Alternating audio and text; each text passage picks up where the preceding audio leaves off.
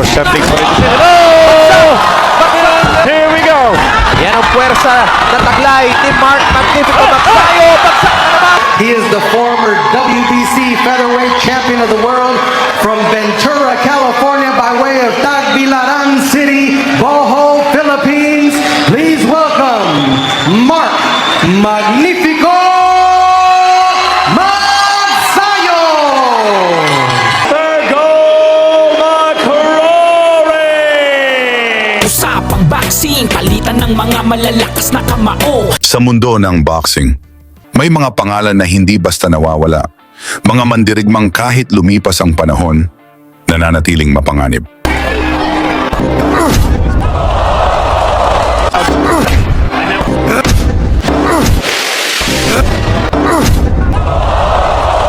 Isa sa mga pangalang iyon ay si Mark Magnifico Magsayo, ang dating WBC Featherweight World Champion ng Pilipinas.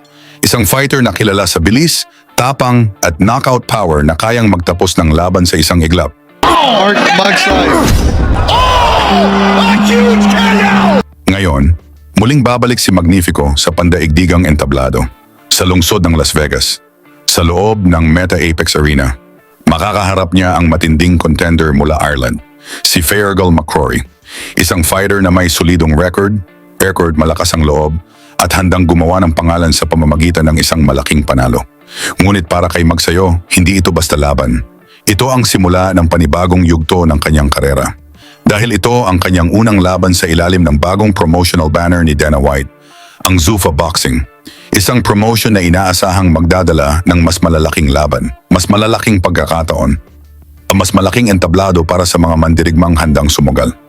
Sa papel, halos magkapantay ang dalawang fighter. Parehong may lakas, parehong may karanasan, parehong may kakayahang tapusin ang laban. Ngunit may isang bagay na maaring magbigay ng lamang kay Mark Magsayo, ang kanyang knockout power. Isang malinis na suntok lamang ang kayang magbago ng takbo ng laban.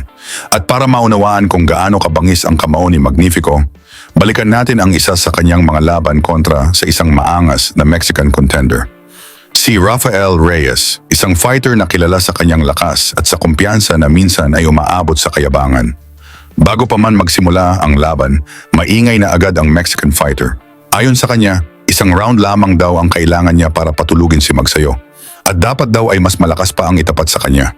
Ngunit pagdating ng gabi ng laban, iba ang naging kwento. Bago yan, pa-like at subscribe na lang kasama ang bell. Malaking tulong yan sa aming mga content creator. Sa simula pa lamang ng laban, agresibo agad si Reyes. Gustong patunayan na totoo ang kanyang mga sinabi. Pero si Magsayo, kalmado. Maganda mga jab ni Magsayo. Oh, left to the body.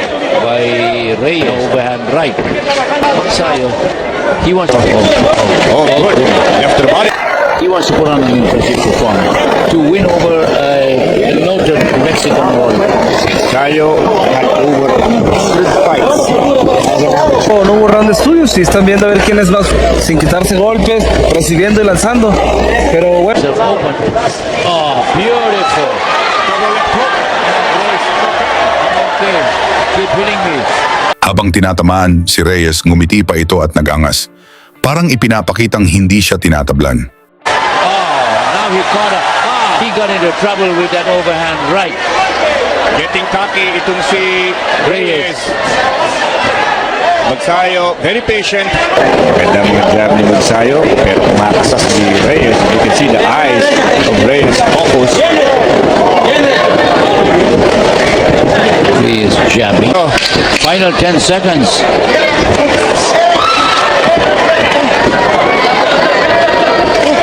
Very competitive opening round. Tuloy ang action dito sa round 2 kung saan parehong nagpakita ng tibay ang dalawang boksingero. Oh, what a beautiful I love the place and the people there. So accommodating, so gracious. Babalikan. Okay. And again, that overhand right, that left hook of Reyes. Magsayo trying to hold behind. Combinación en parte de Rafael Reyes. Now Reyes switched to the southpaw stance. Oo, nag-iba siya ng stance. What the cornermen do, what the trainers do in the corner. They are both fighting to see Reyes. Accommodating. So gracious. Kasi tumatama talaga yung kaliwa niya eh. Looping left by Reyes. Now he goes back to the orthodox stance. Ganitong klaseng laban parito to a great deal on what the cornermen do, what the trainers do in the corner, what they tell their fighter, how they analyze the previous round. Good back by coming back with the left and the right. What the cornermen do, what the trainers do in the corner. They are both fighters. They are both fighters. Body shot by Reyes. Malakas din yung mga birada ng Reyes. Ronnie. Good right hand by Reyes. Nailing Magsayo. Magsayo again. Nailing by another right hand. Goes the bell, end of the round. Habang tumatagal ang laban, lalo pang umiinit ang aksyon. Nagkaroon pa ng kontrobersya nang magkunwari si Reyes na tinamaan ng low blow. Ngunit hindi ito pinaniwalaan ng referee.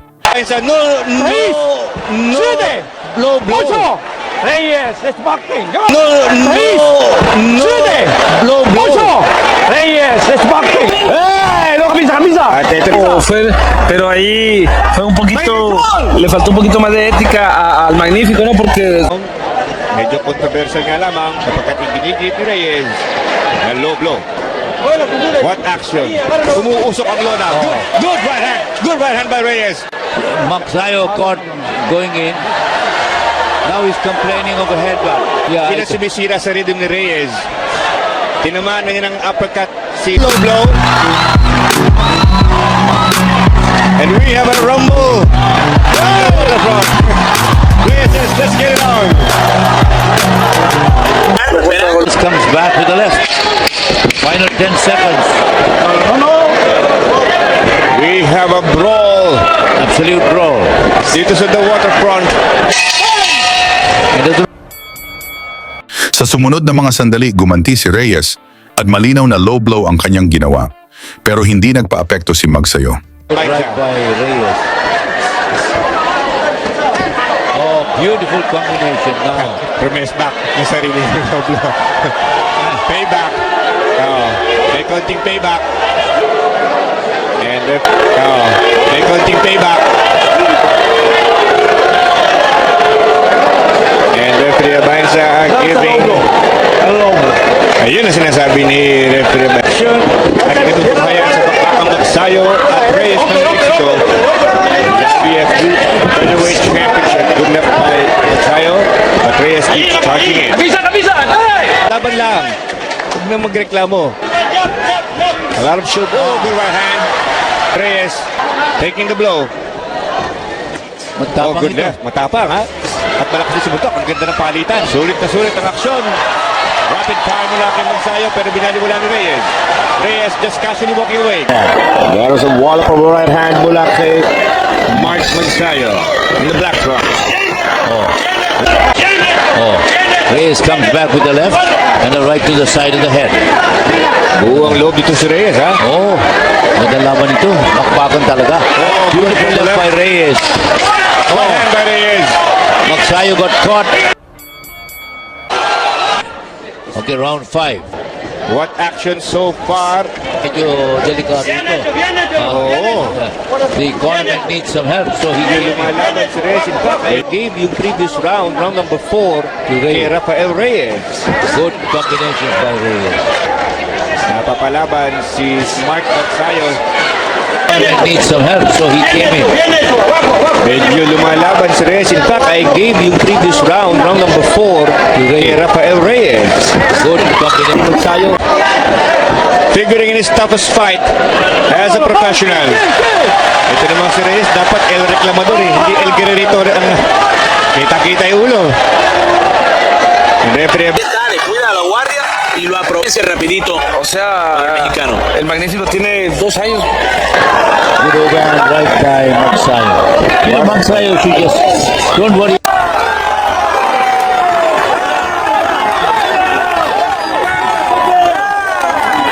Yun, hilo si Reyes. What a play. Beautiful right hand. And Reyes. At sa isang iglap, natapos ang lahat. Isang malinis na uppercut mula kay Mark Magnifico Magsayo ang tuluyang nagpatumba sa Mexican fighter. Bagsak si Reyes at hindi na ito nakabangon. Agad na itinigil ng referee ang laban. What a shot by Magsayo. What a beautiful combination by Magnifico. What a fight!